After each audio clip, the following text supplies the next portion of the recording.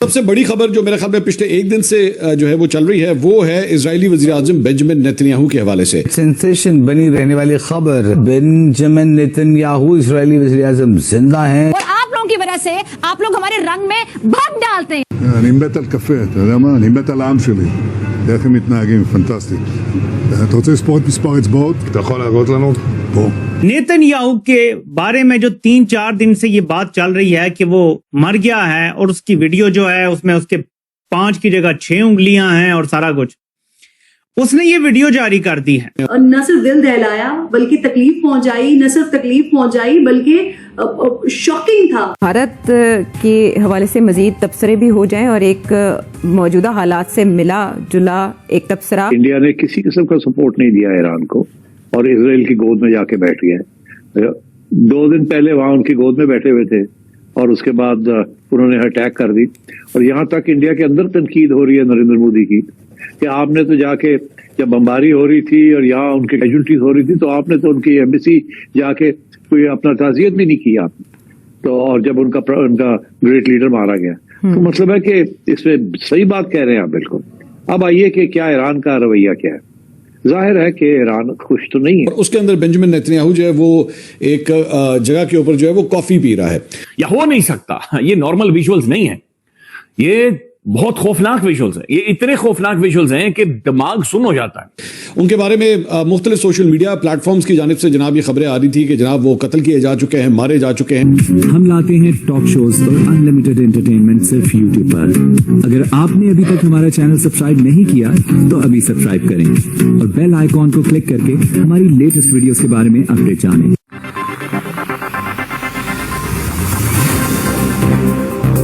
بڑی خبر، بھارت آ گیا شیوالک جہاز. LPG لے کر جہاز بھارت پہنچا، ہارموز پار کر مندرا پورٹ پہنچا.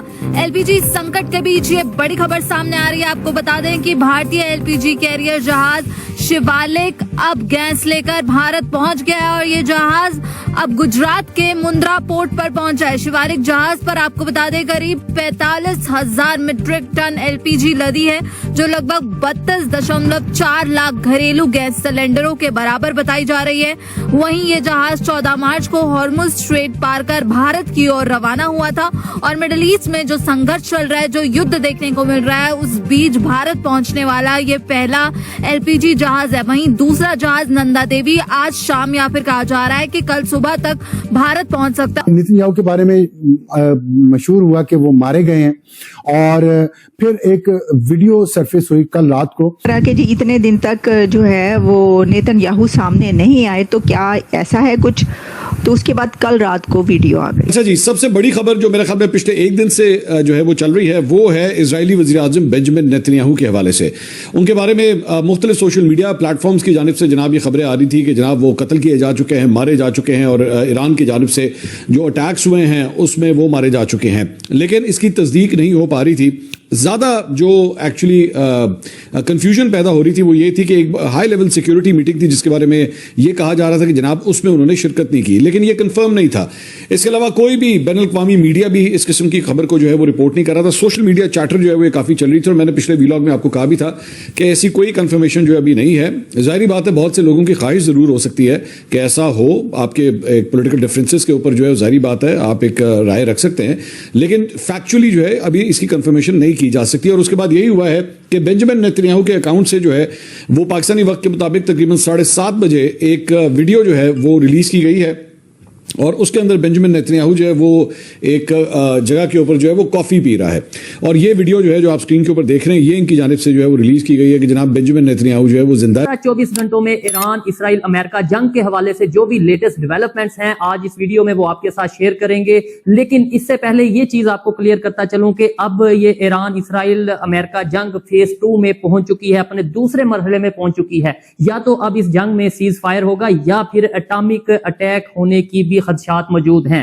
یہ پاسبل نہیں ہے سیز فائر. اور خبر جو آ رہی ہے کہ جی نیتن یاہو کی ڈیتھ ہو چکی ہے, نیتن یاہو کو ہیوملیٹ کر دیا گیا ہے, یا پھر یہ جو خبریں سامنے آ رہی ہیں, میرے خیال سے یہ خبریں اتنی اتھینٹک نہیں ہیں. میرے خیال سے نیتن یاہو اس ٹائم کسی اپنے بنکر میں بیٹھ کر یا اپنی کسی سیف سائٹ پہ بیٹھ کر آنے والے ٹائم کے آنے والے ایک ہفتے میں جو اس کا ایک دماغ ہے یا پھر اس کی پلاننگ ہے اس جنگ کو لے کر, اس کو لے کر وہ ورک کر رہے ہوں گے, وہ پلان کر رہے ہوں گے کہ کس طریقے سے اب اسرائیل نے کوئی نئی چال چلنی ہے, کس طریقے سے امریکہ اور اسرائیل مل کر ایران کو مزید مشکل میں ڈال سکتا ہے. زیادہ تر ان جگہوں کو نشانہ بنایا جہاں پہ امریکن فورسز کی پریزنس تھی یا ہے.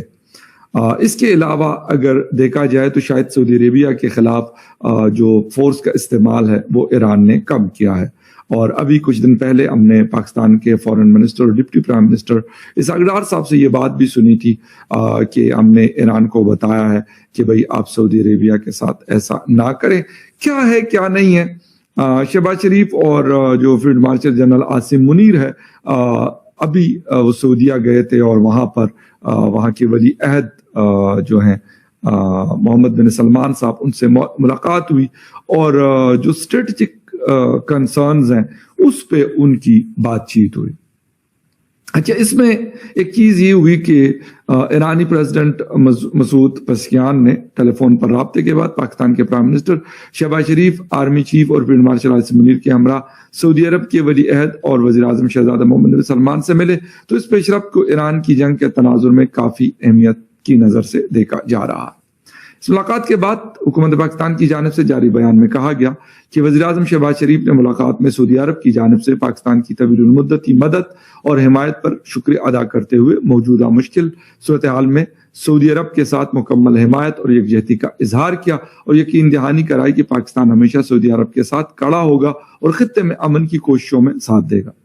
بیان کے مطابق ولی عہد اور پاکستان کے پرائم منسٹر شہباز شریف نے دنیا اور خطے کے سیکیورٹی اور استحکام پر حالیہ عسکری تنازع کے اثرات پر خصوصی گفتگو کی. اس ملاقات میں سعودی گزٹ کے مطابق جنرل انٹیلیجنس ڈائریکٹریٹ کے جو پریزیڈنٹ ہیں خالد الحمدان بھی موجود تھے, جبکہ پاکستان کی جانب سے army chief general Asim Munir کے علاوہ ڈپٹی پرائم منسٹر اور فارن منسٹر اسحاق ڈار بھی اس ملاقات میں موجود تھے. اچھا, یہ وزٹ جو ہے ایک ایسے وقت میں ہو رہا ہے جب ایران کے خلاف امریکہ اور اسرائیل کی مشترکہ کارروائیوں کے جواب میں تہران نے مشرق وسطی یعنی مڈل ایسٹ میں امریکی فوجی اڈوں کو بھی نشانہ بنایا ہے. سپوٹنک کے حوالے سے ایک رپورٹ میں پڑھ رہا تھا تو اس میں Pakistan institute for conflict and security studies کے ڈائریکٹر عبداللہ خان صاحب وہ کہتے ہیں کہ پاکستان سعودی عرب اور عرب اتحادیوں سے بیک چینل رابطوں کے ذریعے یہ بات کہہ رہا ہے کہ وہ ایران کے خلاف اسرائیلی چال میں پنس کر استعمال نہ ہو, جبکہ دوسری جانب ایران کو قائل کرنے کی کوشش کی جا رہی ہے کہ تنازع کو مزید پھیلانا خود اس کے لیے فائدہ مند ثابت نہیں ہوگا. پاکستان کے فارن منسٹر اسحاق ڈار کی جانب سے اس سے قبل کہا گیا تھا کہ اسلام آباد نے تہران کو سعودی عرب کے ساتھ اپنے دفاعی معاہدے کی یاد دہانی کروائی ہے.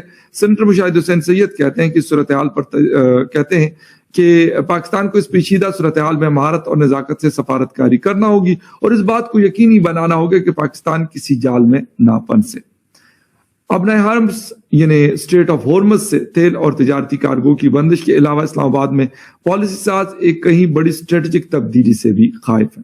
پاکستان کو خود ایران جنگ سے کسی طرح کے خدشات ہیں اور اسٹریٹجک اعتبار سے پاکستان اس تنازع کے پھیلنے سے کن مسائل کو ابھرتا ہوا دیکھ رہا. انہوں نے یہ فیصلہ کیا کہ ایک طرف سے لڑائی تو ہم نے کرنی ہے, مگر دوسری طرف یہ ہے کہ ہم نے یہ آئسولیشن میں نہیں جانا. اگر آئسولیشن چلے گئے سارے وہ لوگ جو ہماری مدد کر سکتے ہیں کسی نہ کسی سٹیج پہ ڈائریکٹلی یا انڈائریکٹلی, ان کو چھوڑنا نہیں ہے ہم نے, خواہ وہ اس وقت کسی پریشر میں آ کے اور انہیں ان سے کچھ مجبوریاں ہیں ان کی وہ کروایا جا رہا ہے, امریکہ کروایا جا رہا ہے. تو اس لیے میرا خیال ہے انہوں نے ابھی جیسے میں نے ابھی پروگرام میں بتایا کہ انہوں نے جاپان کو اور کوریا وغیرہ کو بھی اشارہ کیا کہ آپ ہم سے تیل لے لیں مگر یون میں پیک کر دیں, اور ہم نے اسٹریٹس کو بند نہیں کیا, ہم نے کنٹرول کیا ہوا ہے اس کو, جس کو چاہے ہم جانے دیں گے. ایسی بات نہیں ہے کہ ہم نقصان پہنچانا چاہ رہے ہیں, اور وہ چاہ رہے ہیں کہ دراڑ پڑے, کوارڈ کے اندر دراڑ پڑے, امریکہ انڈیا کے اندر دراڑ پڑے, یورپ کے اندر دراڑ پڑے, اور یورپ امریکہ کے اندر اور دراڑ پڑے.